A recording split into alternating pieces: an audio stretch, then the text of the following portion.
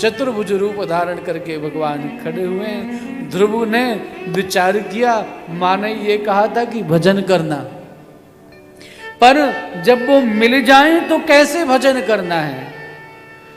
हाँ, जब वो दर्शन का उनका हो जाए तब क्या करें? अब क्या करना चाहिए?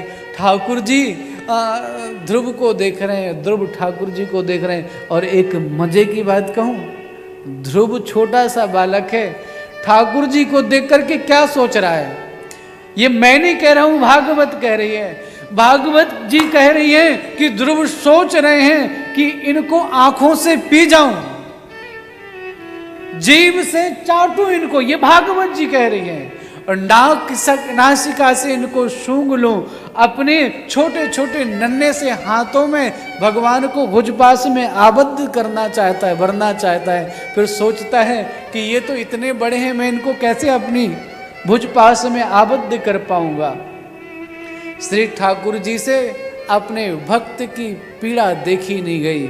श्री ठाकुर जी ने उसी समय शंख लिया और शंख लेकर के ध्रुव के कपोल पर स्पर्श कराया।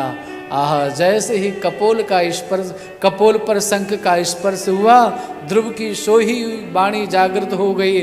बोलिए भक्त वत्सल भगवान की।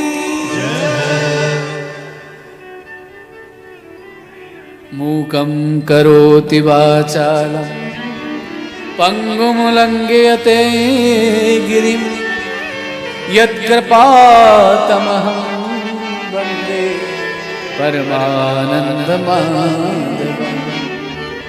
सोई हुई वाणी जागृत हो गई, सब दर्शन करके आनंदित होने लगे और फिर जो अनुभव किया था उसी को अपने शब्दों में पिरो दिया। जिन्होंने मेरी वाणी को जगाया है, हे प्रभु, आपने ही अभी अभी मेरी सोई हुई वाणी को जागृत किया है। आप यदि मुझ पर प्रसन्न हैं तो एक वरदान दीजिए। भक्ति मुहु प्रभताम त्वयि में प्रसंगो, मुझे आप अपनी भक्ति दे दीजिए।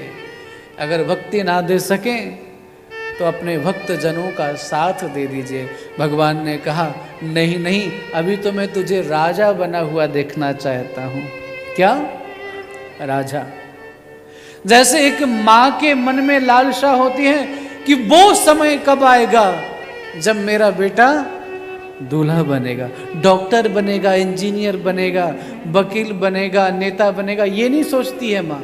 माँ सोचती है वो दिन कब आएगा जब मेरा बेटा दूल्हा बनेगा। अच्छा, इस बात की माँ को चिंता भी बहुत ज्यादा रहती है। प्रेम से बोलिए राधे राधे। रहती है ना? हाँ।